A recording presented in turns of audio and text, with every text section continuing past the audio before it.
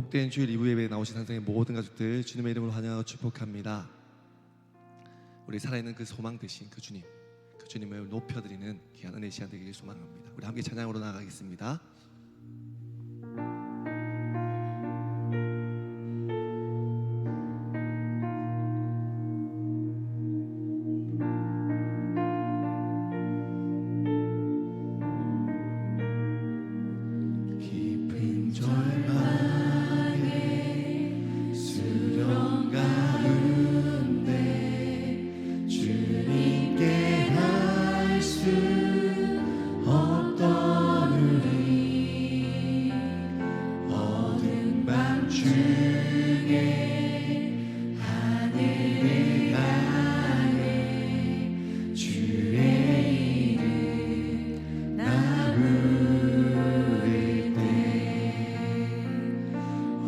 어둠을 뚫고 오신 주 사랑 나의 절망 거두셨네. 주님의 공로 다 이루셨네. 주 예수 나의 산소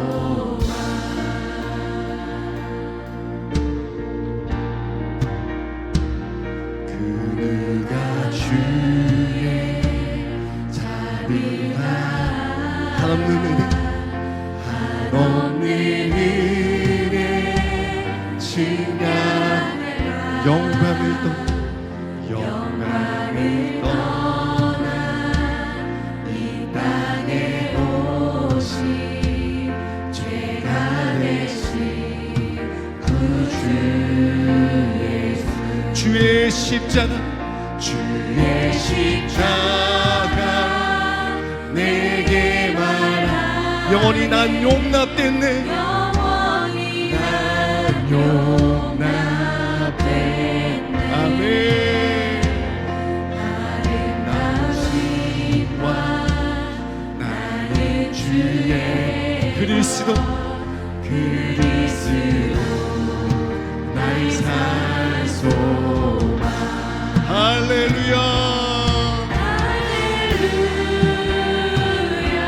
주를 찬양하여라. 할렐루야. 자유케 하셨도다. 죄의 저주 끊으신 주께 구원이 있도다. 주 예수 나의 산소.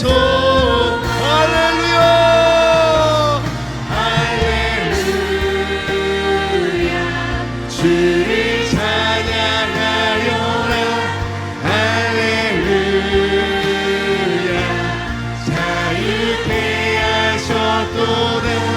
죄의 저주 끊으신 주께 구원이 있도다. 주 예수 나의 산소망.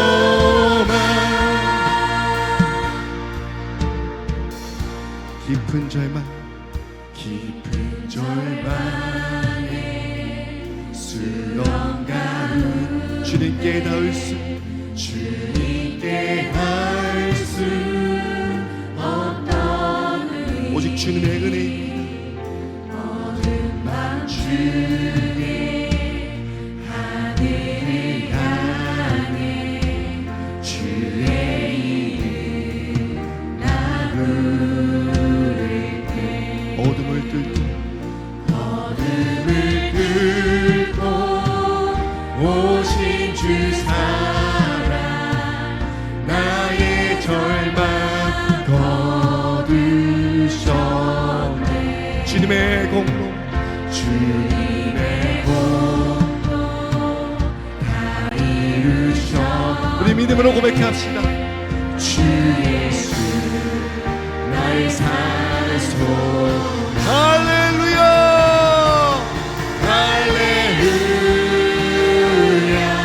주를 찬양하여라. 할렐루야. 자유케 하셨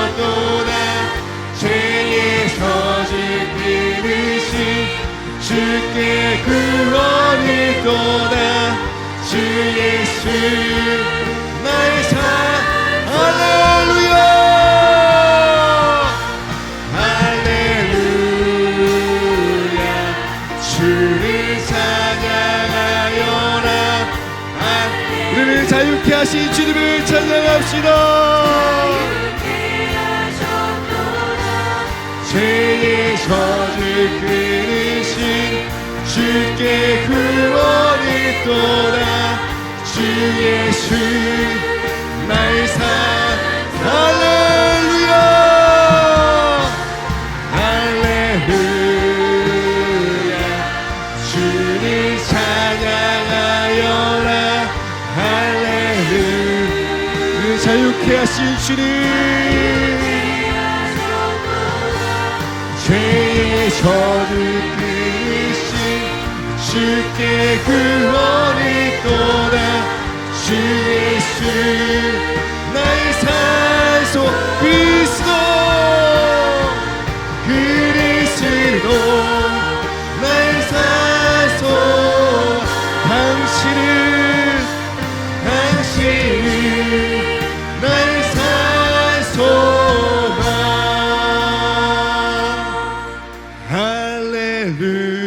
할렐루야 주를 찬양하여라 할렐루야 자유케 하셨도다 죄의 저주 끊으신 주께 구원이 있도다 주 예수 나의 산소만 우리 산소만 되신 주님께 영광의 박수 올려드립시다 할렐루야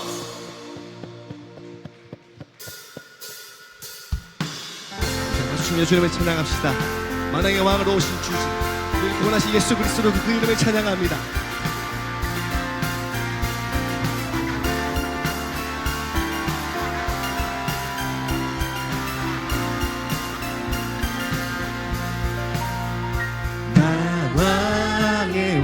내 주께서 왜 고초당했나 이 벌레 같은 날 위해 귀 보여 우리 한 번 더 고백합시다 만왕의 왕 내 주께서 왜 고초당했나 이 벌레 같은 날 위해 귀 보여리라 십자가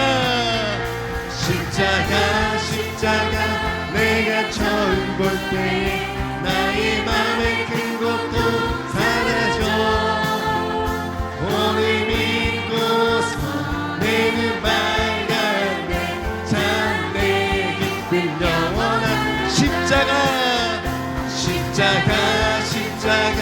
내가 처음 볼 때에 나의 맘에 큰 것도 사라져 오늘 믿고서 내 눈 밝았네 참 내 기쁨 영원하도다 영원한 기쁨 주신 주님을 뜨겁게 찬양합시다 주 십자가 못 박힘을 속죄가 아니가 그 긍휼함과 그 은혜 말할 수 주 십자가 못 박힘을 주 십자가 못 박힘을 속죄가 아니가 그 긍휼함과 그 은혜 말할 수 놀라운 십자가 내가 처음 볼 때에 나의 맘에 큰 것도 사라져 아멘 오늘 믿고서 내 눈 밝았네 참 내 기쁜 영원 십자가 내가 처음 볼 때에 나의 맘에 큰 고통 사라져 오늘 믿고서 내 눈 밝았네 참내 눈으로도 그 큰 은혜 눈으로도 그 큰 은혜 다 갚을 수 없나 주님께 몸 맞춰서 우리의 목소리로 고백합시다. 눈으로도 그 큰 은혜 눈으로도 그 큰 은혜 다 갚을 수 없네 나 주님께 몸 맞춰서 주의 이름 아멘 십자가 내가 처음 볼 때에 나의 맘의 큰 고통 사라져 오늘 믿고서 내 눈 밝았네 참내 기쁨 십자가 내가 처음 볼 때에 나의 맘의 큰 고통 사라져 오늘 믿고서 내 눈 밝았네 참내 우리 마지막으로 고백합시다. 십자가 내가 처음 볼 때에 나의 맘의 큰 고통 사라져 오늘 믿고서 내 눈 밝았네 참내 기쁨 영원하도다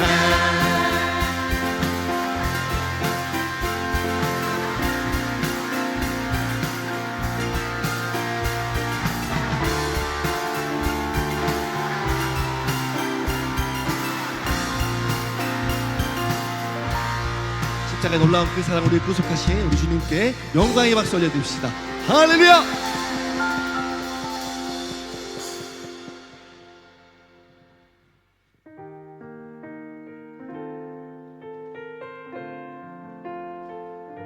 어떠한 상황이라도 주님을 바라보며 나아갑니다.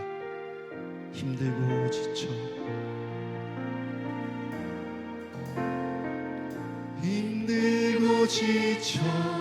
난망하고 넘어져 일어나기 전이었을 때 조용히 다가와 손잡아 주시며 나에게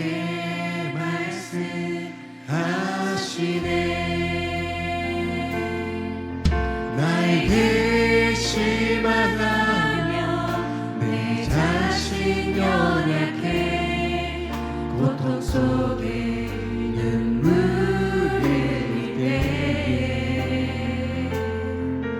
못 잡은 난 그 손길 눈물 닦아주시며 나에게 말씀하시네 너는 내 아들이라 너는 내 아들이라 오늘날 내가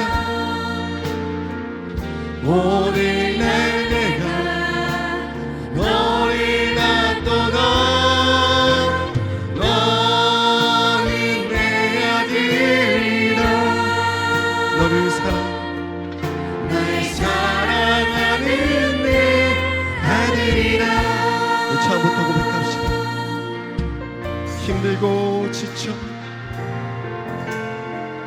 힘들고 지쳐 낭만하고 넘어져 일어날 힘 전혀 없을 때 조용히 다가와 손잡아 주시며 나에게 말씀하시네 나에게 희망하며 내 자신 연약해 고통 속에 눈물 흘릴 때 못 잡은 난 그 손길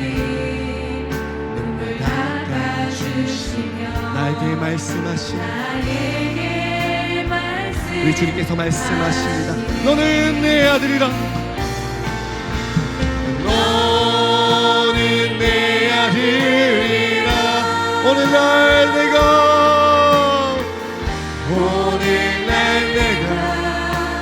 너를 낳도다. 너는 내 아들이라. 날 사랑하는 내 언제나 변함없이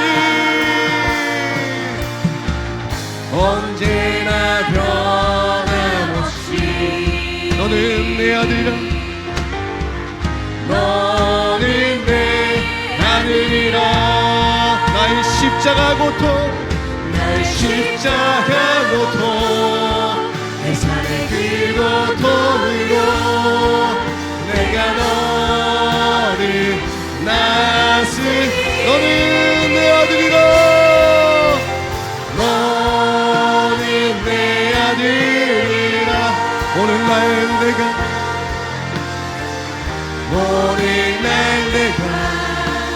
너를 낳도다. 너는 내 아들이라. 나의 사랑하는 내 사모하는 주님.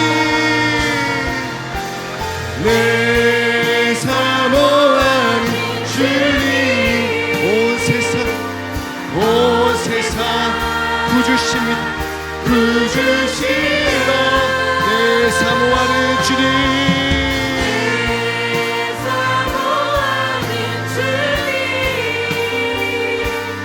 영광의 왕이시라. 우리 믿음으로 고백합니다. 주님 다시 오실 때까지,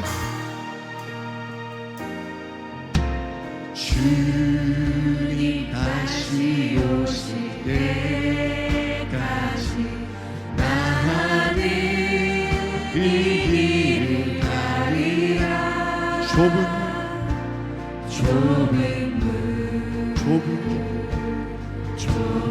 길 나의 십자가 지고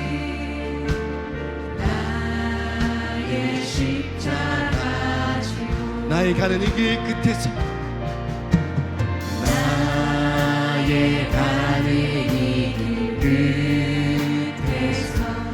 나는 주님을 보리라. 영광의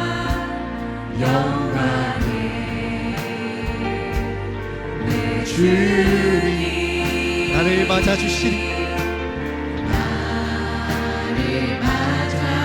주님 다시 오실 때까지,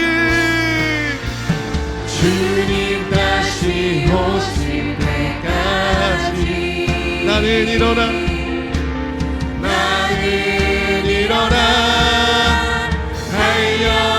달려가리라. 주의 영광 못한 것들 나는 일어나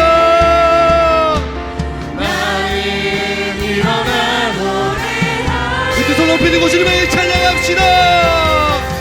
내 사모하는 주님.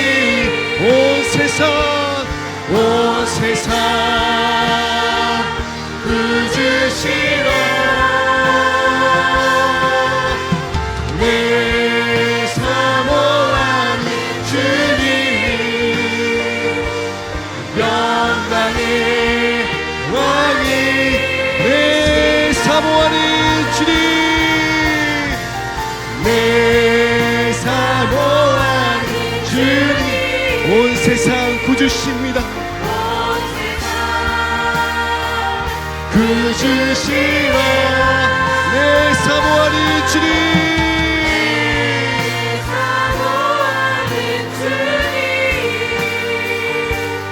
영광의 왕이 내 사모하는 주님. 내 사모하는 주님. 온 세상 구주시러 내 사모하는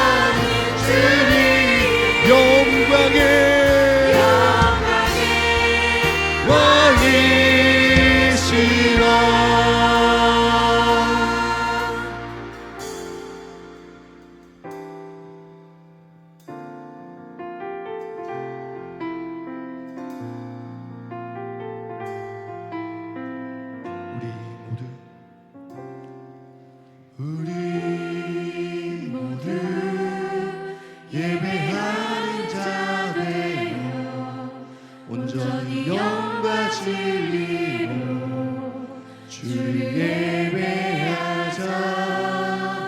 주가 우리와 함께 영원히 함께 하시고 마르지 않는 샘물로 우리 채우시리. 우리 모두 예배하는 자 되어 온전히 영과 진리로 주를 예배하자.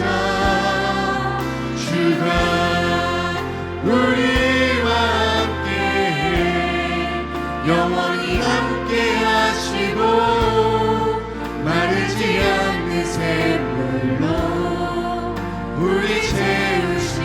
우리 모두 예배하는 자 되어 온전히 영과 진리로 주를 예배하자. 주가 우리와 함께 영원히 함께 하시고 마르지 않는 샘물로 우리 채우시리. 우리는 목소리 높여 주님을 찬양합시다.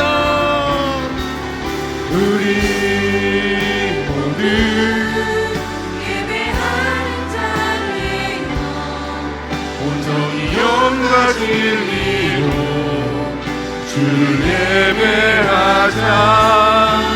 주가 우리와 함께 영원히 함께 하시고 마르지 않는 샘물로 우리 채우시리. 모두 예배하는 자 되어 온전히 영과 진리로 주를 예배하자. 주가 우리와 함께 영원히 함께 하시고 마르지 않는 샘물로 우리 다 같이 자리에 나서 전하겠습니다. 내 영혼 거룩한 은혜를 향하여 내 마음 완전한 하나님 향하여 이곳에서 바로 이 시간 하나님을 예배하.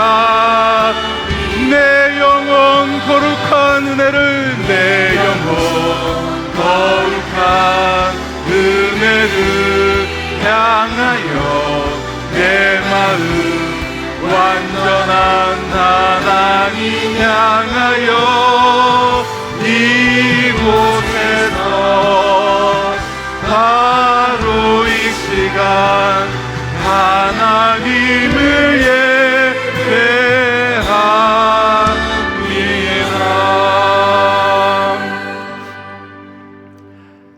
아버지께 참되게 예배하는 자들은 영과 진리로 예배할 때가 오나니 곧 이때라. 아버지께서는 자기에게 이렇게 예배하는 자들을 찾으시느니라. 하나님은 영이시니 예배하는 자가 영과 진리로 예배할지니라. 아멘.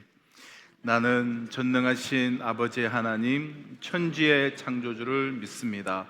나는 그의 유일하신 아들 우리 주 예수 그리스도를 믿습니다. 그는 성령으로 잉태되어 동정녀 마리아에게서 나시고 본디오 빌라도에게 고난을 받아 십자가에 못 박혀 죽으시고 장사된 지 사흘 만에 죽은 자 가운데서 다시 살아나셨으며 하늘에 오르시어 전능하신 아버지 하나님 우편에 앉아 계시다가 거기로부터 살아있는 자와 죽은 자를 심판하러 오십니다. 나는 성령을 믿으며 거룩한 공교회와 성도의 교제와 죄를 용서받는 것과 몸의 부활과 영생을 믿습니다. 아멘.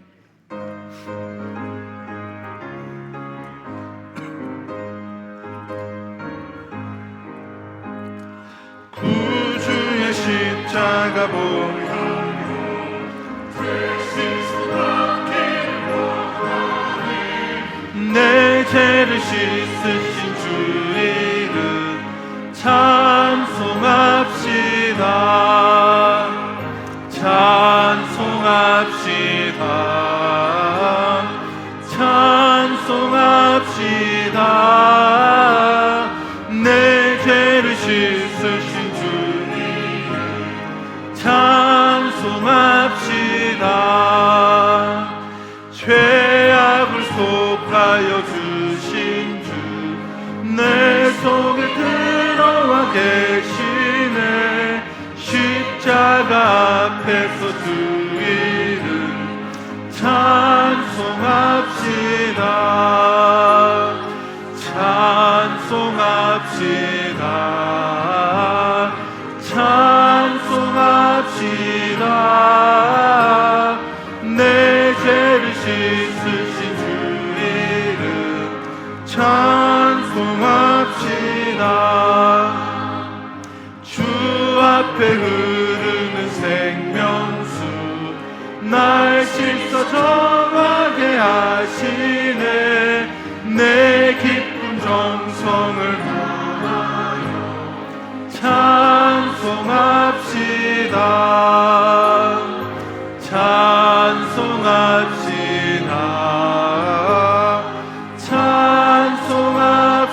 찬송합시다. 내 죄를 씻으신 주 찬송합시다. 내 주께 회개한 영혼은 생명수 가운데 젖었네. 흠없고 순전한 주 이름 찬송합시다. 찬송합시다.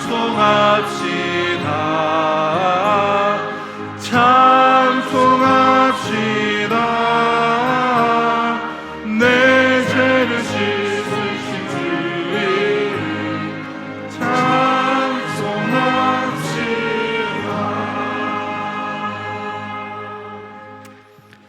사랑이 많으신 하나님 아버지, 죄 가운데 낙심하고 쓰러질 수밖에 없는 저희들을 하나님 자녀 삼아 주셔서 주님의 날에 예배드리게 하신 은혜와 사랑에 진심으로 감사드립니다.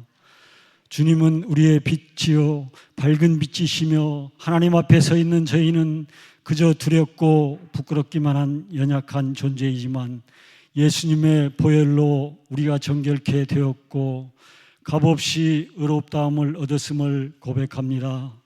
모든 만물이 생동하는 이 계절에 우리의 움츠렸던 믿음도 새롭게 변화되길 원하오니 성령님 함께하여 주시옵소서. 오직 성령 충만함을 입어 하나님과 우리의 관계 속에 흔들리지 않는 깊은 뿌리를 내리며 우리의 믿음이 다시금 자라나고 꽃 피우며 풍성한 열매를 맺기를 원합니다. 능력의 하나님 아버지, 주님의 고난과 그 사랑을 기억하며 묵상하는 사순절 기간을 보내며 그 무엇보다 주님의 보혈의 능력이 되는 시간이 되도록 성령님 도와주시옵소서. 물이 바다 덮음같이 예수님의 보혈의 능력이 우리 산성교회를 덮게 하여 주시옵소서. 그리하여 온 교회가, 온 성도가 거룩하여지며 예배가, 기도가 더욱더 회복되게 하여 주시고 모든 시험을 넉넉히 이기며 승리하게 하여 주시고 보혈의 큰 능력으로 우리의 부정한 생각과 입술과 모든 연약한 모습들을 하나하나 밝혀주시며 영적 무기력함이 떠나가며 다시 주님이 주신 사명을 감당할 힘과 능력을 더하여 주시옵소서. 피 묻은 십자가를 바라볼 때에 마음의 큰 고통이 사라지고 우리의 눈을 밝혀주셔서 주님을 선명하게 바라볼 수 있도록 도와주시고 예수 그리스도의 그 사랑이 세우신 산성교회 안에 깊숙이 스며들며 우리 사랑 없는 메마른 모습들이 완전히 죽고 다시 살아나신 예수님의 사랑 가운데 살아나서 어린아이의 모습을 버리고 영적으로 가난한 자들을 부욕해 하며 십자가의 사랑이 살아있는 교회와 성숙한 신앙이 되게 하여 주시옵소서. 하나님 아버지, 간절히 기도드립니다. 우리 산성교회에 주신 비전과 사명을 온전히 감당하는 교회 되게 하여 주시옵소서. 다음 세대를 말씀으로 잘 세우게 하시고 경남과 민족과 세계 선교 사명을 잘 감당하는 살아 역동하는 공동체가 되게 하여 주시옵소서. 예배를 기쁘게 받으시는 하나님, 하나님께서 구하시는 제사는 상한 심령이며 상하고 통회하는 마음을 주께서 멸시치 않으신다고 말씀하셨사오니 예배 가운데 상하고 낙심한 심령을 만지시고 치유시키시며 주님의 구원의 즐거움을 회복시키며 자원하는 심령을 주사 굳게 붙들어 주시옵소서. 강단에 세워주신 담임 목사님 권능의 장중에 붙들어 주시어 대언하신 말씀을 통하여 우리의 심령에 오직 예수님만 남게 하시고 십자가의 능력으로 세상을 향해 나가도록 새 힘을 더하여 주시옵소서. 감사드렸고 살아계신 예수님의 이름으로 기도드리옵나이다. 아멘.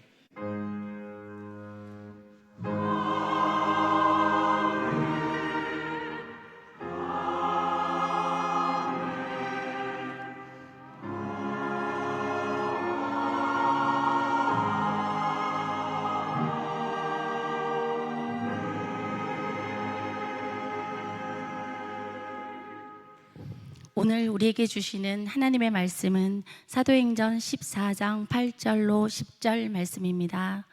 사도행전 14장 8절로 10절 말씀을 제가 봉독하도록 하겠습니다. 루스드라에 발을 쓰지 못하는 한 사람이 앉아 있는데 나면서 걷지 못하게 되어 걸어본 적이 없는 자라.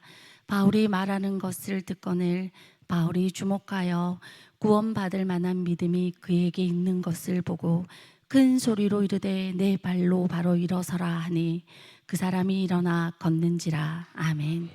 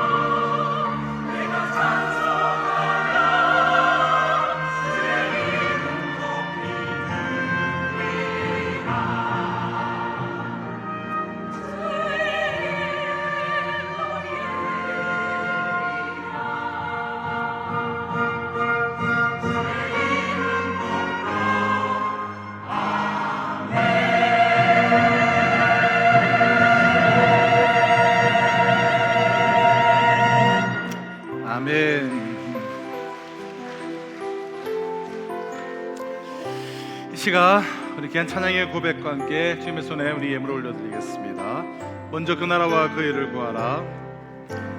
먼저 그 나라와 의를 구하라. 그 나라와 그 일을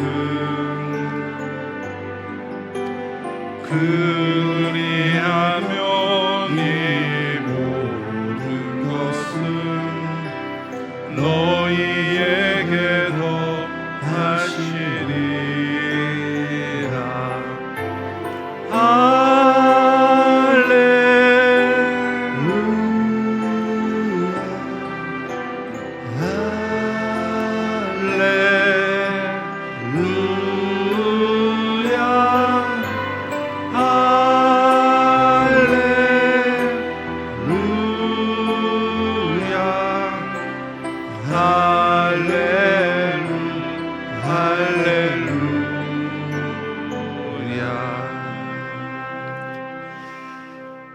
네, 우리 주일 2부 예배에 나오신 우리 모든 성도님들을 주님의 이름으로 환영하며 축복합니다. 우리 교회 앞에 알려드린 소식 주보를 참조해 주시고요.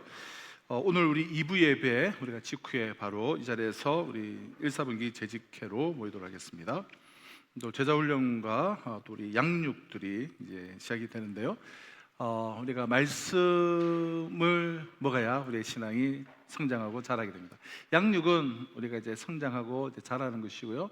이제 훈련은 우리가 이제 무장하는 것이죠. 그리스도의 군사로서 주어진 사명을 감당하기 위해서 훈련하는, 무장하는 것이 훈련이고, 양육은 우리의 성장을 이끄는 것인데요. 우리가 훈련과 또 이런 양육 사역이 우리가 또 개강되고 강구되어질 때 적극적으로 동참하셔서 우리가 머물러 있지 말고, 머물러 있으면 사실은 머물러 있는 것이 아니라 뒷걸음질 치게 됩니다. 뒤로 밀려나게 되는 것이죠. 그래서 사실은 머물러 있는 것은 뒤로 계속해서 물러나는 것인데, 적극적으로 우리가 동참하셔서 변화와 성장과 자람을 오늘 장로님 기도하신 대로 우리가 정말 끊임없이 변화되고 성장하고 자람이 있는 우리 성도님들 되시기를 부탁을 드립니다. 특별히 우리 다음 세대 우리 새소식반 또 우리 JYC 사역들이 있는데요. 이 현장에서 복음을 전하는 사역들인데, 오늘 이 시대에 특히 다음 세대 전도가 전무하거든요. 어느 교회를 물어봐도. 근데 우리가 꾸준하게 새소식반과 JYC 사역을 복음을 전하기에 우리 교회는 열매가 계속 있습니다. 다음 세대들이 계속해서 일어나는 것을 보게 되는데, 우리 관심 가져주시고 기도 후원 많이 부탁드립니다. 우리 이번 주 목요일 우리 경상요전도 연합회 수면 신예배가 있습니다. 우리 찬양제 우리 신청해 주시고요. 우리 10기 북한 성김학교, 특별히 마산 재건교회와 문창교회와 또 우리 세 교회 좀 중심으로 이제 진행을 하는데요. 우리 지난주에 시작했지만 개강 개념이었고요. 이번 주부터 본격적으로 하니까 우리 동참하기 원하시는 분들 오늘까지 신청해 주시면 우리가 참가 회비는 저희 교회에서 그렇게 우리 지원을 하도록 하겠습니다. 우리 2026 교회 요람이 나왔는데요. 우리 목자님들을 통하여서 이렇게 신청하셔서 우리 받아가시면 되겠습니다. 오늘 권성란 집사님 우리 기념비 딸 결혼 축하 감사로 세워주셨고요. 또 여러분들 잘 모르실 텐데 우리 또 새로 청년으로 등록하셨다가 우리 또 결혼을 하는 우리 또 귀한 가정이 있습니다. 우리 위해서 기도해 주시고요.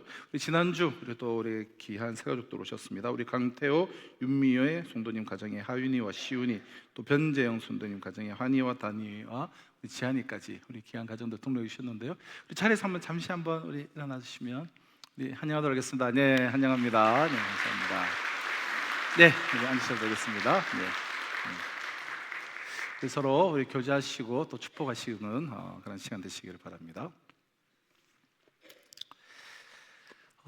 이제 버가에서 이제 풍토병에 걸린 바울은 집으로 돌아가지 않고 포기하지 않고 도리어 목숨을 걸고 험악한 산맥을 넘어서 비시디아 안디옥을 향해 나아갔습니다.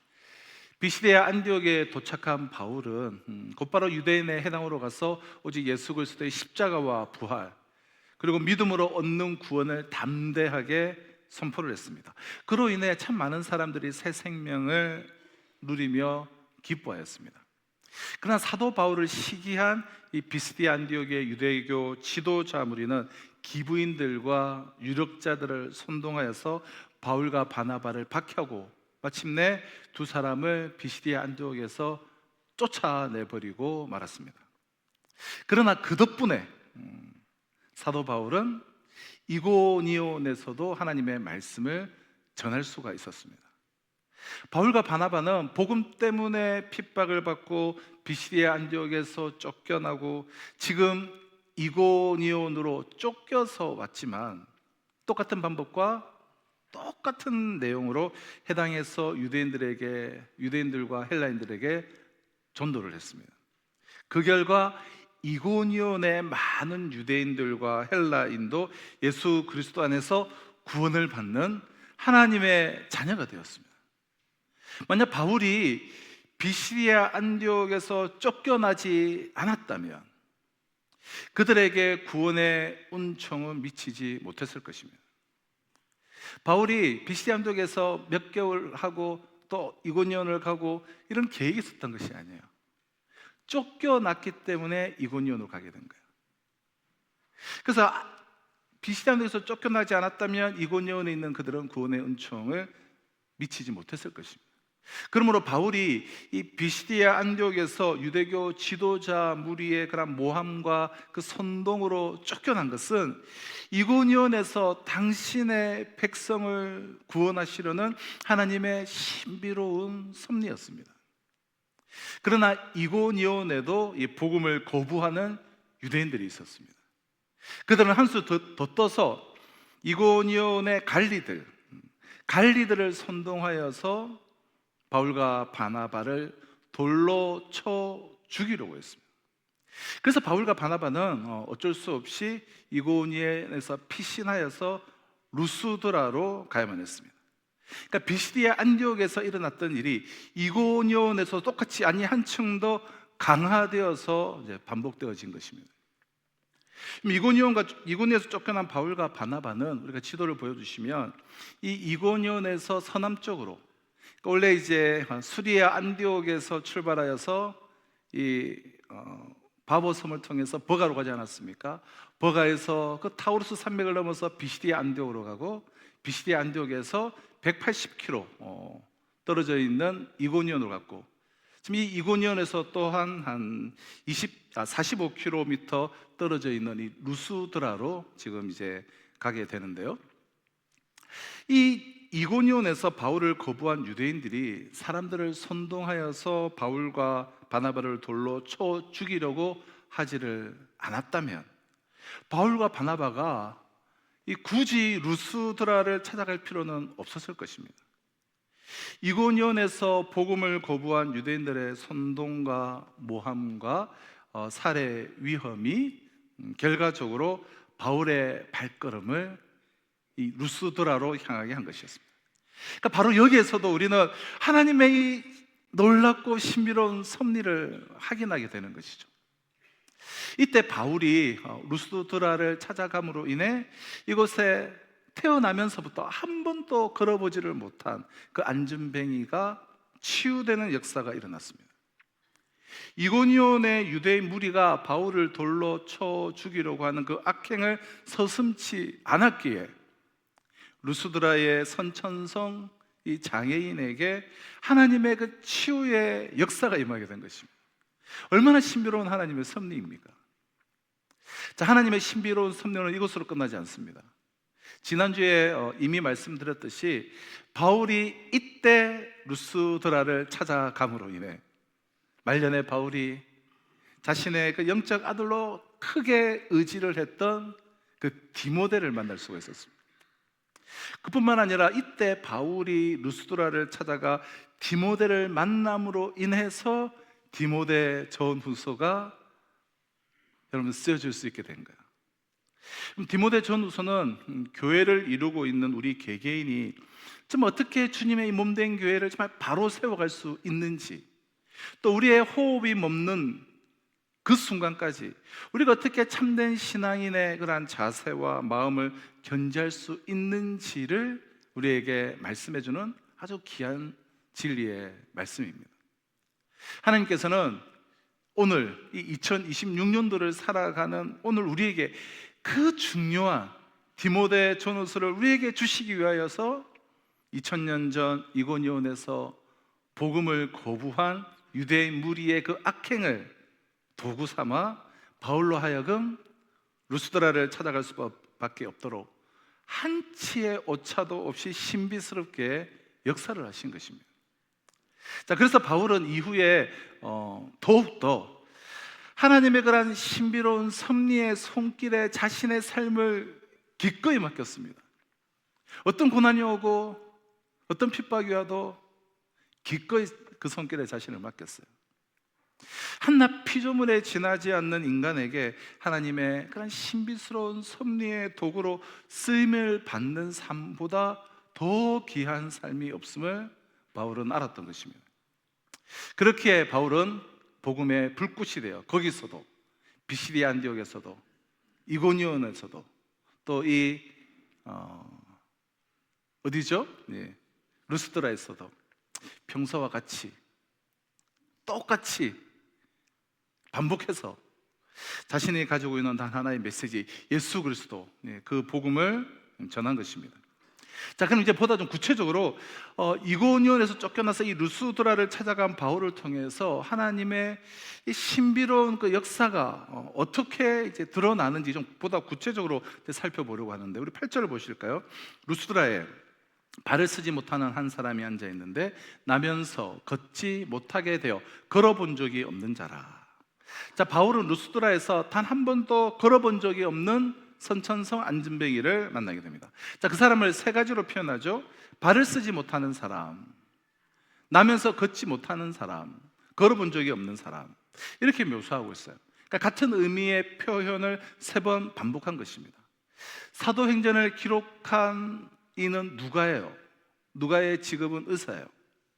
그러므로 의사 누가는 같은 표현을 세 번 반복함으로써 이 사람은 의학적으로는 도저히 치유될 수 없는, 그것은 아예 0% 불가능한 선천성 하반신 마비자임을 지금 강조하고 있는 것인데요. 이어서 9절 우리 3반절을 한번 보실까요? 바울이 말하는 것을 듣거늘 바울이 주목하여. 자, 사도 바울을 통해서 우리는 세 가지 사실을 오늘 발견하게 되는데요. 첫째는 바울이 주목했다라는 사실이에요. 바울이 주목하여. 사도 바울은 이 나면서 안진뱅이 된 사람이 자기의 설교를 열심히 듣고 있는 것을 보게 되었습니다. 바울이 말하는 것을 듣거늘이라고 되어 있죠. 근데 한글 성경에 보면 누가 들었나가 좀 명확치 않은데요.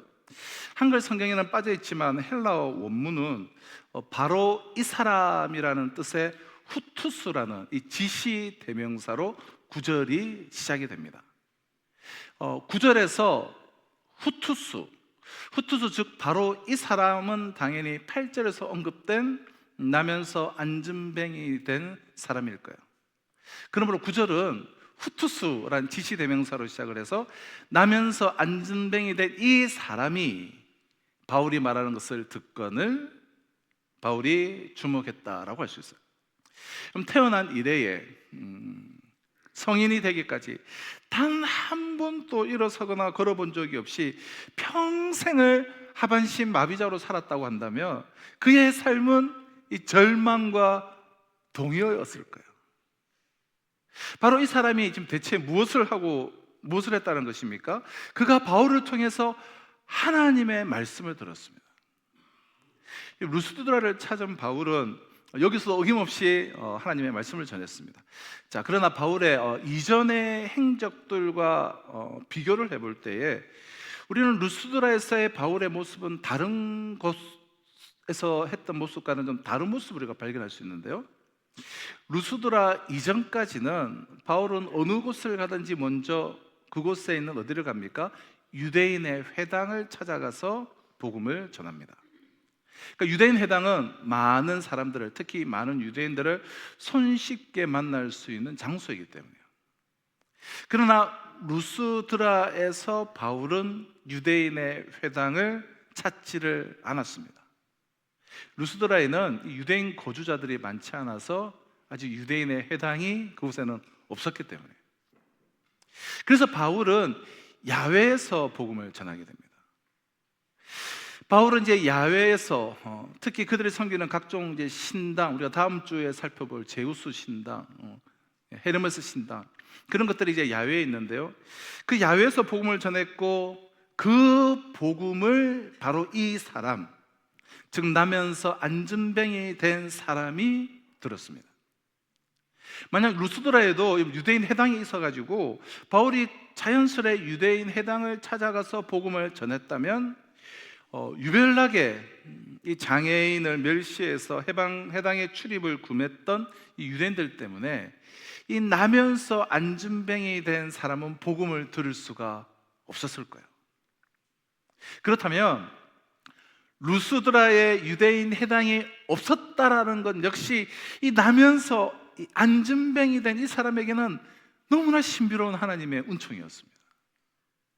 하지만 그날 사도 바울이 아무리 야외에서 공개적으로 하나님의 말씀을 전했다 하더라도 나면서 안전뱅이 된 이 사람이 그 말씀을 듣지 않았다면 그에게는 아무런 일도 일어나지 않았을 것이요, 그는 일평생 절망적인 삶만 살다가 생을 마감하고 말았을 것입니다. 그러나 그는 그날 하나님의 말씀을 들었고 하나님의 말씀을 들음으로 절망 속에 빠져있던 그의 삶은 새로운 전기를 맞게 되었습니다. 자, 헬라어 원문에는 듣건을 들었다라는 이 동사가 미완료형으로 기록되어져 있어요. 무슨 말입니까? 이 나면서 안전뱅이 된 자가 하나님의 말씀을 잠깐 듣거나 건성으로 들은 것이 아니라 처음부터 끝까지 온 마음을 집중하여서 경청을 했다는 것입니다. 그래서 그 안전뱅이의 눈, 말씀을 집중하여서 경청하며 듣고 있는 그의 눈과 바울의 눈, 그러한 이 안전뱅이를 주목하는 눈이 서로 마주치게 된 거예요. 그러니까 바울이 말하는 것을 듣건을 바울이 주목하여, 그럼 바로 그 순간 전기가 서로 부딪히는 것 같은 그런 경험이 일어났습니다. 베드로도 사도행전 3장 4절을 보면 이 나면서 안전뱅이 된 자를 주목하였다라고 되어 있죠. 그리고는 너도 우리를 주목하여 보라라고 명령을 하였습니다. 우리는 사도행전 3장을 여러분 기억하십니까? 3장에서는 이 안전뱅이가 성전 미문에서 구걸을 하는 거지였습니다. 성전 미문에 날마다 앉아서 성전에 들어가는 사람들에게 구걸을 하는 그런 사람이었습니다. 그 거지 앞에 이제 베드로가 나타났습니다. 인기척을 느낀 그는 평소대로 그저 건성으로 베드로를 올려다 봤습니다. 오늘 본문에 나오는 이 안전뱅이와는 자세가 처음에는 달랐죠. 베드로를 올려다면서 그저 돈을 구걸을 했습니다. 그러나 베드로는 그를 주목을 했습니다. 그는 베드로를 건성으로 본 데 반해서 베드로는 먼저 그를 주목하고 응시를 했습니다.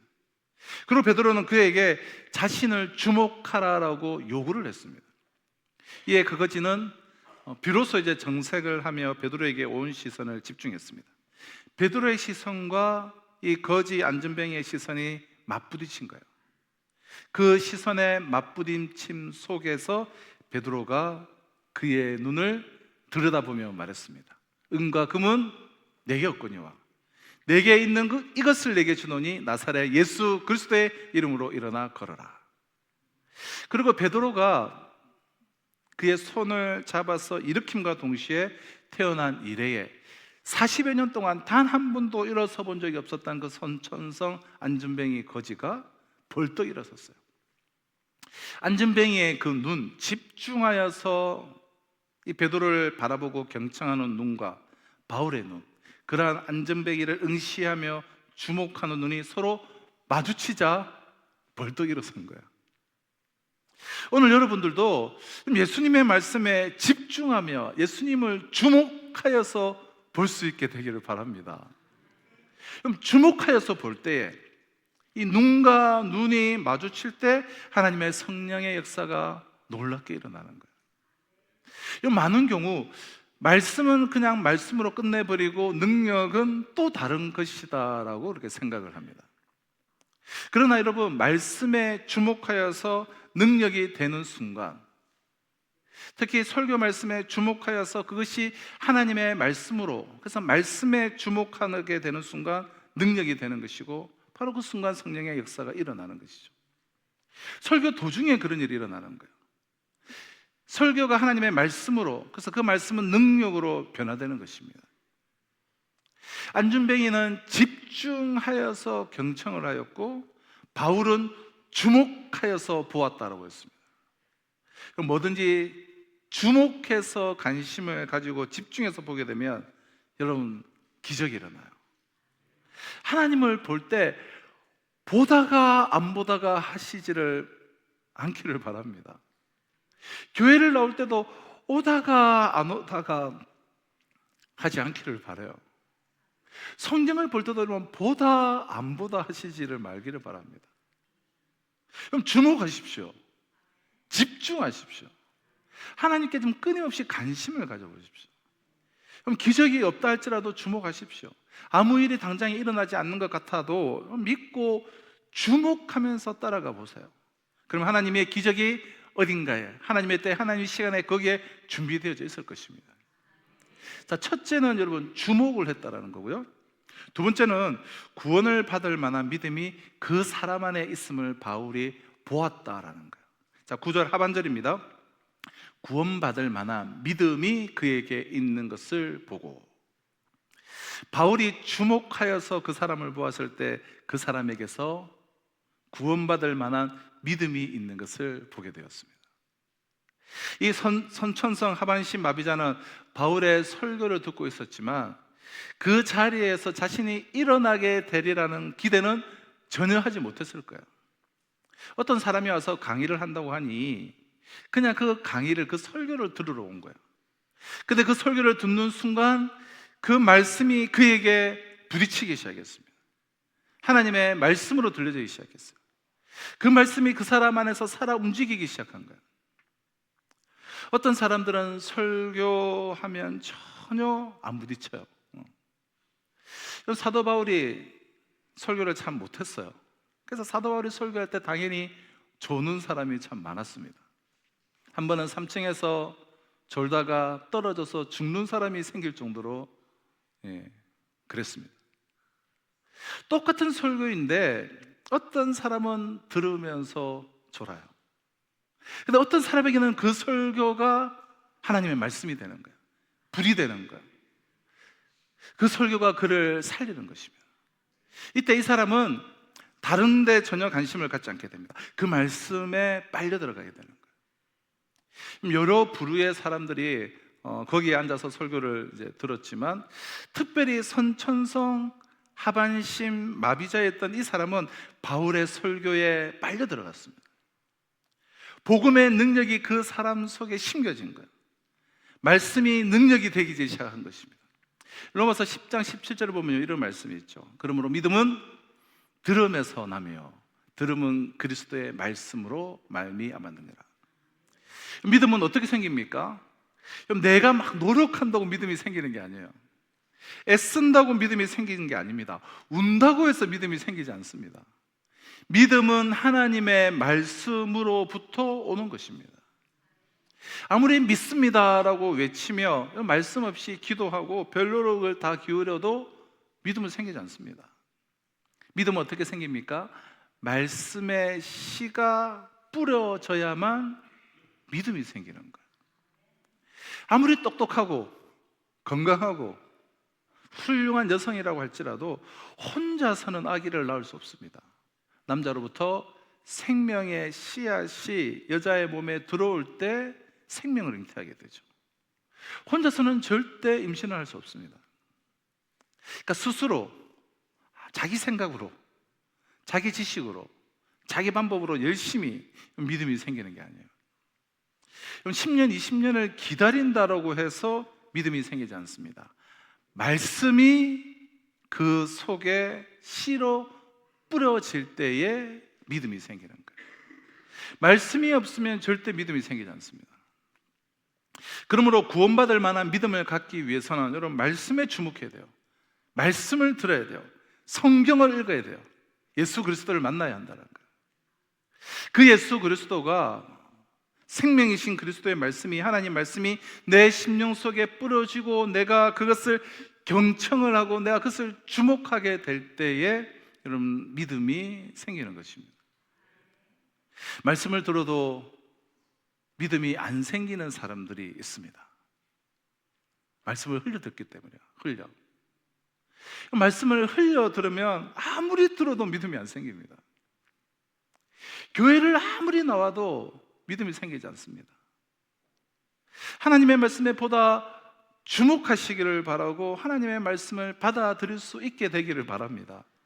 예수 그리스도의 말씀이 여러분 속에 뿌려질 수 있게 되기를 바라요. 그때 그 믿음은 자라는 것입니다. 자, 그러면 믿음을 자라게 하는 말씀은 그럼 어떤 말씀입니까? 예수 그리스도에 대한 말씀이에요. 예수 그리스도, 구약에 약속된 그 메시아가 세상에 오셔서 우리를 위해 십자가에 못 박혀 죽으셨다. 근데 그분은 죽으셨을 뿐만 아니라 다시 살아나셨다. 그분이 지금 여기 계신다. 그분이 우리의 메시아이시다. 아마 바울은 계속해서 이런 내용의 설교를 했을 것이고 그 설교를 하반신 마비자가 계속 주목하여 집중하여 듣고 있었을 것입니다.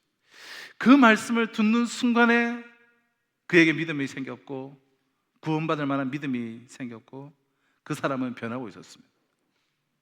오늘 여러분들에게도 이번 동일한 일이 일어나기를 주님의 이름으로 축원합니다. 말씀을 들을 때 여러분들에게 이런 변화가 일어나는 것이죠. 오늘 본문을 통해서 발견하는 사실 첫 번째는 사도 바울과 안진뱅이는 주목해서 이제 보았다는 것이고요. 두 번째는 주목해서 본 말씀을 들은 그 안진뱅이 속에 구원을 받을 만한 믿음이 있다는 것을 바울이 발견했게 됐다는 거예요. 자, 마지막 셋째로 그 믿음을 발견한 이 사도 바울이 내 발로 바로 일어서라라고 큰 소리로 외쳤다는 것입니다. 10절입니다.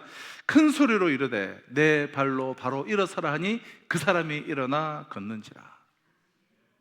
그럼 큰 소리로 이르되 내 발로 지금 바로 이 자리에서 일어서라. 그럼 이렇게 외칠 수 있는 것은 이것은 보통 믿음이 아니에요. 어머니의 자궁에서 태어난 이래에 성인이 되기까지 평생 단 한 번도 일어서거나 걸어본 적이 없이 하반신 마비자로 한평생을 살았다면 우리가 눈으로 볼 때 그 다리에 근육과 살은 하나도 없는 앙상한 뼈만 남은 도저히 일어설 수 있을 것이라고 기대할 수 없는 그런 모습이었을 거예요. 그럼 못 일어나면 이거 어떻게 합니까? 그 많은 사람들이 모인 데서 외쳤는데 못 일어서면 이 무슨 망신입니까? 이것은 보통 문제가 아닌 거예요. 그럼 바울은 지성인 중에 지성인이었습니다. 공부를 많이 한 사람이에요. 아주 논리적이고 이성적인 사람입니다.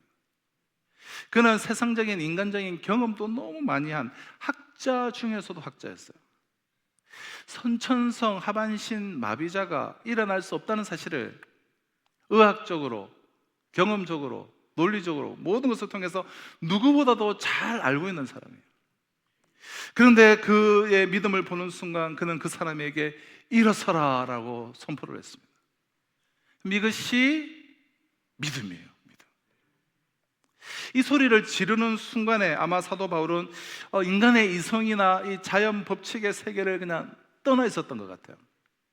만약에 거기에 머물러 있었다면, 합리와 이성과 과학과 이 모든 것에 머물러 있었다면 그는 이런 일을 절대로 할 수가 없었을 것입니다. 오늘날 예수를 믿는 여러분과 저 또한 계속해서 이런 싸움을 하고 있는 거예요. 믿음의 싸움이죠. 하나님 편에 설 것인가 아니면 인간의 이성 편에 설 것인가, 성령의 세계에 설 것인가 아니면 인간의 여러 가지 일상적인 그런 경험의 세계에 머물러 있을 것인가, 이 두 가지 세계 사이에 우리는 서 있는 것입니다. 믿음의 세계에 들어갔다가도 늘 부인을 해요. 어떻게 처녀가 아기를 낳을 수가 있겠는가? 어떻게 사람이 무리를 걸을 수가 있겠는가? 어떻게 기도한다고 다 응답이 되겠는가? 어떻게 죽은 자가 다시 살아날 수 있겠는가? 이건 도저히 있을 수가 없는 일이다. 어떻게 하나님이 말씀 한마디로 천지를 창조할 수 있는가? 도저히 믿을 수가 없다. 이 굉장히 고민이 됩니다. 과연 그런 일들이 가능한 것입니까? 그렇지만 성경은 여러분 그런 일들이 일어났다라고 분명히 써 있습니다. 이제 이것은 이성의 문제가 아닌 거예요. 합리성의 문제가 아니에요. 믿음의 싸움인 거예요. 정말 하나님이 계시다고 믿는 것인가, 믿을 수 없다라는 것인가? 하나님이 이런 일을 하실 수 있다라고 생각하는가, 아니면 할 수 없다라고 생각을 하는가? 라고 하는 그런 믿음의 싸움이에요. 믿음이 있는 사람은 여러분 믿음의 세계를 보게 됩니다. 여러분 왜 성경에는 또 사도 바울 이들에게는 그렇게 능력이 나타나고 기적들이 일어나는데 왜 우리의 삶 속에는 능력이 나타나지 않고 기적이 일어나지 않는 것일까요? 왜 나는 경험할 수 없는 것일까요? 그럼 기적이라는 게 무엇입니까? 기적이라는 것은 도저히 안 되는 상황, 불가능한 상황, 내가 걸어갈 수 없는 상황, 막막한 길, 그런 길을 걸어갔을 때 경험하는 것이 기적이지 않겠습니까? 근데 우리는 어떻게 합니까? 대부분이 멈춰서 버리죠. 중단해버리죠. 가지 않습니다. 도전하지 않아요. 포기해봐요. 내가 거기서 포기하고 돌아서 버리는데 어떻게 기적을 경험할 수가 있겠습니까? 애초에 내가 그냥 가지를 않는 거야. 여러분, 믿음이 있는 사람은, 믿음의 발걸음을 내딛는 사람은 믿음의 세계를 보는 거예요. 그러나 믿음이 없는 사람은 아무것도 볼 수가 없습니다. 여러분은 무엇을 보고 계십니까? 여러분은 지금 어떤 믿음을 가지고 계십니까? 여러분은 이성에 타협하는 믿음을 가지고 계십니까? 여러분의 상식과 경험, 거기에 동의하는 그런 생각을 가지고 있습니까? 아니면 정말 성경이 말한 모든 것들을 믿고 있습니까? 사도 바울은 작은 소리가 아니라 큰 소리로 외쳤어요. 내 발로 바로 일어서라. 나면서 안전뱅이 이 사람은 하나님의 말씀을 이렇게 듣고 있었습니다. 말씀을 듣는 동안에 믿음이 생겼습니다. 불타는 믿음, 자기를 구원할 만한 믿음, 안전뱅이 된 자기를 일으켜 세울 만한 그 믿음이 이 사람 속에 있는 것을 사도 바울이 본 거예요. 야, 너 안에 이 믿음이 있구나. 그래서 사도 바울은 내 발로 바로 일어서라 라고 했습니다. 얼마나 놀라운 일입니까? 여러분, 저는 여러분들이 주저앉아 있는 그 어떤 삶의 상황 속에서도 여러분 일어설 수 있기를 바랍니다. 또한 여러분들에게 정말 내 발로 일어서라고 말할 수 있는 그 믿음이 있기를 바라요. 여러분 안에 그런 믿음이 불타기를 바랍니다. 안전뱅이처럼 여러분의 육체를 이기고 여러분의 삶을 승리로 이끌 수 있는 성령의 그런 놀라운 믿음이 저와 여러분들 속에 정말 불탈 수 있기를 주님의 이름으로 축원합니다. 자, 사도 바울이 이렇게 말을 했을 때 무슨 일이 생겼습니까? 다시 10절을 보시면 큰 소리로 이르되 내 발로 바로 일어서라 하니 그 사람이 일어나 걷는지라. 바울은 나면서 안전뱅이 된 자를 향하여 큰 소리로 내 발로 바로 일어서라 라고 명했고, 그 즉시 태어난 이래 단 한 번도 일어서 본 적이 없었던 그 선천성 안전뱅이가 일어나 벌떡 일어나 걸었습니다. 바울이 생전 처음 보는 이 안전뱅이에게 그렇게 명령을 할 수 있었던 것은 그가 자신의 이 설교를 경청하는 그 안전뱅이를 그가 계속 주목했고 또 그에게 구원받을 만한 믿음이 있음을 눈여겨 보았기 때문입니다. 그 안전뱅이가 아무리 바울이 선포하는 하나님의 말씀을 경청을 했다고 할지라도 바울이 그를 계속해서 주목하고 눈여겨보지를 않았다고 한다면 그가 치유받는 역사는 일어나지 않았을 거예요. 그러나 여러분, 바울 역시 우리와 똑같은 인간에 불과하지 않습니까? 한낱 피조물에, 이 미물에 지나지 않는 인간이 안전뱅이를 주목하여서 보았다고 해서 오늘 본문이 증언하는 것 같은 생명의 역사가 일어날 수는 없는 것이지 않습니까?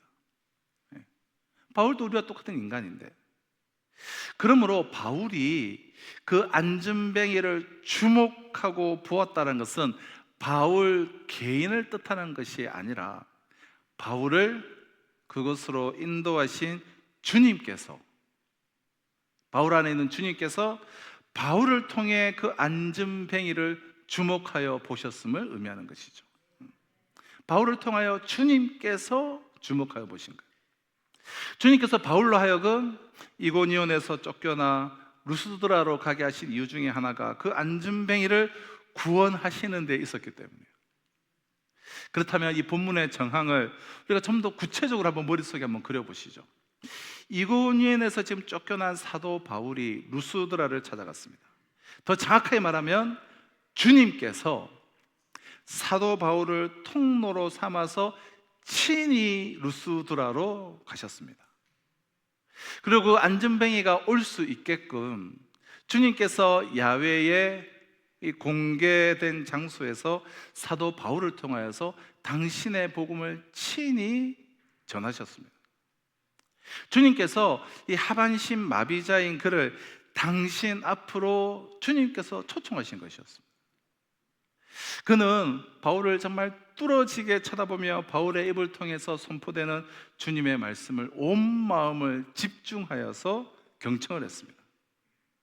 그가 사도 바울을 쳐다보면서 주님의 말씀을 경청했다는 것은 바울을 통해서 자신을 찾아오시어 자신을 주목하고 계시는 주님의 그 시선에 자신의 시선을 맞추었던 것을 이제 의미하는 것이죠. 그럼 주님의 시선과 그의 시선이 맞부딪히는 순간 그에게 구원받을 만한 믿음이 있음을 확인한 주님께서 내 발로 바로 일어서라 라고 말씀하셨고, 이 하반신 마비자는 주님의 그 말씀을 힘입어서 그 자리에서 벌떡 일어난 거예요. 말씀드렸듯이 사도행전 3장에서도 마찬가지예요. 베드로는 하반신 마비자 거지에게 자신을 주목해라고 요구했습니다. 이에 그 베드로에게 온 신선을 그는 주목을 했어요. 베드로의 시선과 그의 시선이 맞부딪힌 거예요. 그 시선의 맞부딪힘 속에서 베드로가 그의 눈을 들여다보며 말했어요. 나사렛 예수 그리스도의 이름으로 명하노니 일어나 걸어라. 그리고 베드로가 그의 손을 잡아서 일으킴과 동시에 태어난 이래 단 한 번도 일어나서 걸어본 적이 없었던 그 하반신 마비가 된 거지 역시 벌떡 일어서게 된 거예요. 그러니까 그날 그의 시선이 맞부딪힌 것은 인간 베드로의 시선이 아니었습니다. 배운 것 없고 가진 것 없는 시골 어부의 그 베드로의 시선과 수백 번 수천 번 마주친다고 한들 그것은 시간 낭비일 뿐이에요. 그날 하반신 마비자의 시선이 맞부딪힌 것은 베드로를 통해서 자신을 응시하시는 주님의 시선이었습니다. 그날도 주님께서 베드로를 통해 그에게 먼저 다가가서 그를 응시하셨어요. 그를 먼저 주목하셨어요. 그리고 주님께서는 그 하반신 마비자 거지로 하여금 당신을 응시하도록 그를 초청하셨고, 주님의 초청에 의해서 그의 시선과 주님의 시선이 맞부딪힘과 동시에 안전뱅이였던 그는 벌떡 일어나게 된 것이죠. 그렇다면 우리는 이 시간에 믿음을 이렇게 정의할 수가 있습니다. 믿음은 우리를 먼저 찾아오셔서 우리를 주목하고 응시하고 계시는 주님의 그 시선에 우리의 시선을 고정하는 것이다. 그럼 주님의 시선과 우리의 시선이 맞부딪히는 순간부터 우리의 삶 속에는 새로운 생명의 역사가 이제 시작되는 거예요. 남녀가 우리가 서로 이렇게 사랑하는 것을 나타내는 순우리말 중에 눈이 맞았다라는 표현이 있어요. 그리고 제가 개인적으로 참 좋아하는 표현 중에 순우리말 중에 눈길이라는 그런 표현도 있습니다. 남자와 여자의 눈이 서로 맞는 것으로부터, 즉 서로 시선이 맞부딪히는 것으로부터 사랑의 불꽃이 일기 시작합니다. 그러니까 눈과 눈이 마주칠 때에 그 사이에 길이 생기고, 아무리 멀리 떨어져 있더라도 한국과 미국으로 거리가 있다더라도 그 눈과 눈이 마주칠 때, 마음의 눈이 마주칠 때 길이 생기고, 그 마주친 눈을 서로 마주치면 길이 생기고, 그 눈길을 통해서 사랑과 애정과 열정이 오고 가면서 사랑의 불이 붙기 시작하는 것이죠. 그러나 남자와 여자의 시선이 여러분 맞부딪힌다고 해서 그 눈길을 통해서 서로 쏙쏙들이 모든 것을 알게 되는 것은 아니죠. 분명히 서로 시선이 맞부딪혀서 눈이 맞아서 결혼하고서도 서로 상대를 이해하지 못해서 가슴 앓이 하는 경우가 얼마나 많습니까? 아내를 잃고 홀로 어린 아들을 키우는 자신의 그 애환을 다룬 아내의 빈자리라는 제목의 에세이가 있는데요, 우리가 잘 아는 어떠한 이야기인데, 그 이야기가 바로 이 책에서 나온 그런 이야기인데요, 이런 이야기가 실려 있습니다. 어느 날 새벽 일찍 출근하느라 아빠는 아이에게 제대로 밥도 챙겨주지 못한 채 전날 먹다 남은 밥에 계란찜만 얼른 데워놓고 서둘러 집을 나섰습니다. 그날 밤에 피곤한 몸으로 귀가한 아빠는 저녁 먹을 생각은 접어둔 채 양복을 벗자마자 침대 위로 몸을 던졌습니다. 그 순간 이불 속에서 푹 소리가 나면서 뭔가 이상한 것이 느껴졌습니다. 이불을 들춰보니 그 속에 들어있던 컵라면이 뭉개져서 국물과 면발이 이불 속에 온통 퍼져 있었습니다. 아이의 장난질이 분명했습니다. 엉망이 된 이불과 요를 빨 생각을 하니 화가 절로 났습니다. 아빠는 벌떡 일어나 빈 옷걸이를 들고 나가 장난감 놀이를 하고 있는 6살 난 아들의 등과 엉덩이를 마구 때렸습니다. 그러나 울먹이는 어린 아들로부터 자초지종을 들은 아빠는 자신의 가슴을 쳐야만 했습니다. 아이는 아침은 밥솥에 있는 밥과 아빠가 만들어준 계란찜으로 먹었고, 점심은 유치원에서 먹었습니다. 그러나 저녁이 되어도 아빠가 돌아오지 않자 아이는 싱크대 서랍에서 컵라면을 찾아 먹었습니다. 아빠가 가스레인지는 위험하니 절대 만져서는 안 된다고 해서 보일러로 데워진 뜨거운 물을 넣어 먹었습니다. 그리고 아빠를 위해 또 다른 컵라면에 뜨거운 물을 부은 후 언제 아빠가 올지 몰라 식지 말라고 이불 속에 넣어둔 것이었습니다. 아내를 잃고 홀로 6살 난 아들을 키우는 아빠였으니 그 아빠가 사랑하는 아들과 얼마나 자주 눈을 마주쳤겠습니까? 그러나 아빠의 시선과 아이의 시선이 아무리 부딪혀도 아빠는 자기 몸으로 낳은 아들의 속마음도 읽지 못했습니다. 이것이 인간의 한계입니다. 그렇죠? 우리 인간의 한계죠. 남녀의 시선에는 한계가 분명히 있고 인간 아버지는 한계가 있습니다. 하지만 하나님께서는 우리를 지으신 분이기에 우리보다 우리 자신을 더 잘 아세요. 하나님께서는 우리 자신도 이해할 수 없는 우리 마음속 깊은 곳까지 읽으십니다. 그 하나님께서 82억의 인구 가운데 우리 개개인을 발견하시고 우리에게 먼저 찾아오셔서 우리를 주시하시면서 당신을 주목하라고 우리를 초청하십니다. 영적 소경이요, 기머거리요, 안전뱅이요, 이 선천성 영적 마비자였던 저와 여러분들이 주님의 초청에 응하여서 주님을 바라보았을 때, 오래전부터 나를 찾아오셔서 나를 주시하던 주님의 시선과 나의 시선이 맞부딪혔을 때에 주님께서는 선천성 영적 마비자였던 나를 큰 소리로 이르되 내 발로 바로 일어서라고 일으켜 세워주셨습니다. 그럼 주님과 나 사이에 놓인 그 눈길을 통해서 한량없는 정말 은혜를 베풀어 주셨어요. 그리고 제가 새로운 삶을 살 수 있도록 날마다 시마다 때마다 그 눈길을 통하여서 친히 걸음걸음 인도해 주셨습니다. 사랑하는 성도 여러분, 이 세상 그 누구도 알지 못하는 나의 아픔을 주님께서는 아십니다. 주님께서는 나의 슬픔을 아세요. 주님께서는 나의 고통을 아십니다. 주님께서는 나의 고독을 아십니다. 주님께서는 내가 가야 할 길을 알고 계십니다. 주님께서 우리를 그 영적 마비 상태에서 일으킬 수 있는 유일한 분이십니다. 이사야 40장 31절을 보면 오직 여호와를 앙망하는 자는 새의 힘을 얻으리니 독수리가 날개치며 올라갈 감 같을 것이요 다른 박질하여도 곤비하지 아니하였고 걸어가도 피곤하지 아니하리라. 내가 주님을 바라볼 때, 주님의 시선과 나의 시선이 마주칠 때 눈길이 생기고 그 눈길을 통해서 우리는 새 힘을 얻는 것이죠. 이제 우리 모두 눈을 들어서 여러분 그분을 바라보시기를 바랍니다. 말씀과 기도를 통해서 우리를 주시하고 계시는 주님의 그 시선에 우리의 시선을 고정시키는 거예요. 우리의 시선이 오래전부터, 아니 어미의 태로부터 우리를 주시하고 계시는 그 주님의 시선과 맞부딪힐 때에 주님께서는 우리의 눈을 들여다보시며 말씀하실 거예요.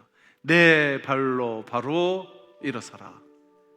그리고 그 순간부터 영적 마비자였던 우리의 삶 속에는 그 말씀을 힘입어 새 생명의 역사가 여러분 시작될 것입니다.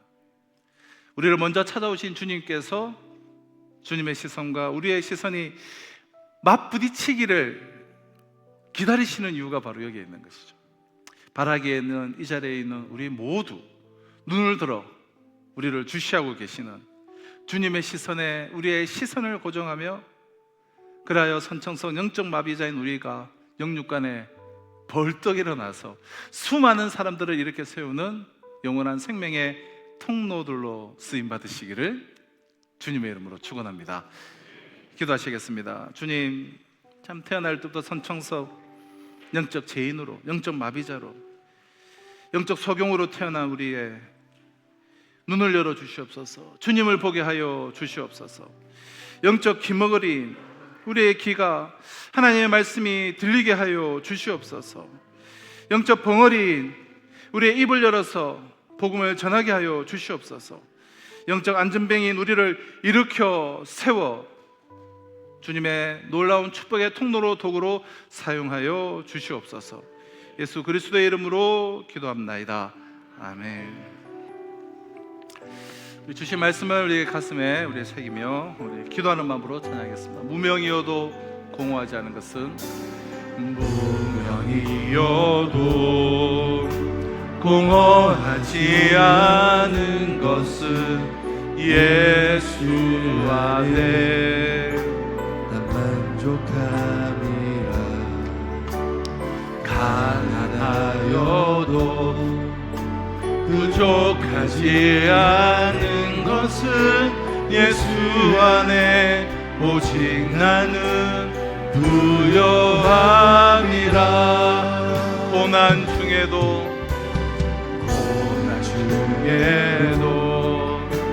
견뎌 하나님의 신비로운 섭리의 역사 주의 계획 믿기 때문이라.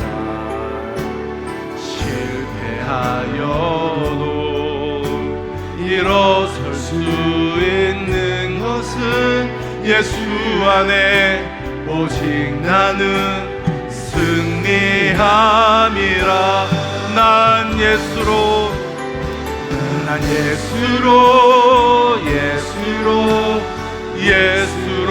충만하네. 난 예수로 충만하네. 난 예수로 충만하네. 영원한 왕 내 안에 살아계시네. 내 몸이 약해도 낙심하지 않는 것은 예수 안에 난 완전함이라. 화려한 세상 부럽지 않은 것은 난 예수로 우리 다 같이 자리에 일어나서 찬양하겠습니다. 난 예수로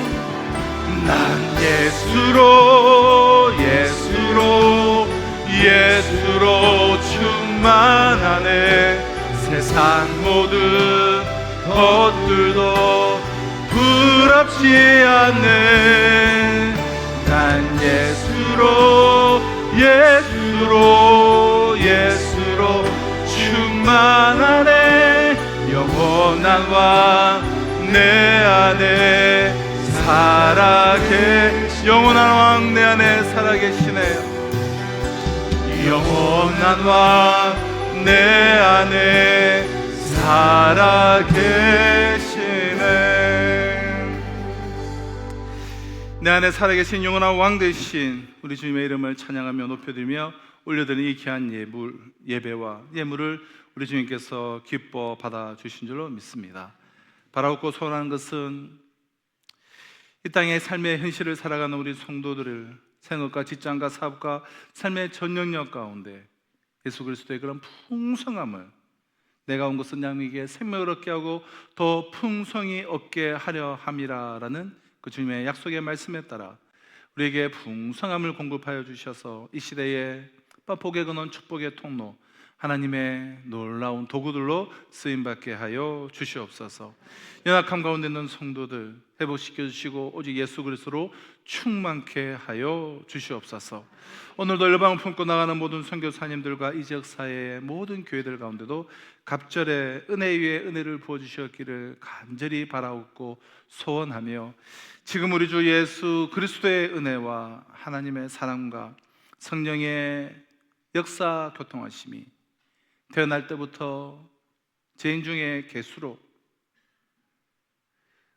영적인 소경으로, 영적인 기머거리로, 영적인 안진뱅이로 살아가던 우리를 찾아와 주시고 불러주시고 들려주셔서 듣게 하여 주시고 믿음을 허락하여 주시고 그 믿음을 보고 선청서 영적 안진뱅이와 같이 주저앉아 있던 우리를 벌떡 일으켜 세워주실, 그리고 일으켜 세워주신 그 하나님의 은혜를 기억하며 이 시대를 살아가기를 소망하는 우리 성도들과 이번 한 주간의 삶 가운데 지금으로부터 영원토록 항상 함께 있을지어다.